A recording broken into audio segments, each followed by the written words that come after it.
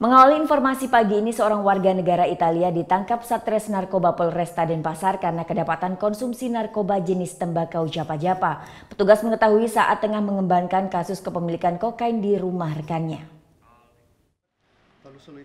Gian Andre, pemuda berkeluarga negaraan Italia ini menjadi tahanan Satres Narkoba Polresta Denpasar karena terbukti memiliki narkoba jenis tembakau japa-japa. Ia ditangkap petugas pada 30 Juni lalu saat Gian Andrea sedang berkunjung ke rumah Mario Marsio yang merupakan anak dari Rudy Marsio, tersangka kepemilikan kokain 7,9 gram. Saat itu polisi telah melakukan pengembangan kasus di rumah tersangka Rudy Marsio. Namun gerak-gerik Gian Andrea yang panik membuat petugas curiga. Dari hasil tes urin, tersangka Gian Andrea positif mengkonsumsi narkoba. Petugas mengamankan 0,42 gram tembakau japa-japa dari tangan tersangka. Tersangka mengaku sudah 2 tahun mengonsumsi tembakau japa-japa dengan membeli per paketnya seharga Rp100.000.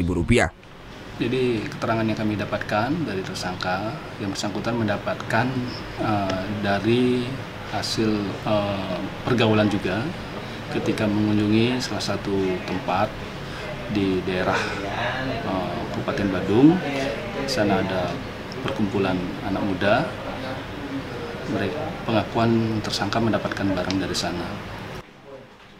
Tersangka pun hanya bisa menangis saat diinterogasi petugas.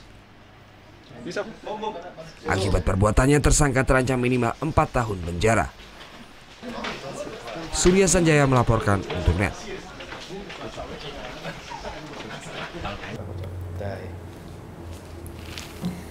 Udah selesai kan nontonnya? Nah, jadi jangan lupa buat like, komen, dan subscribe ya.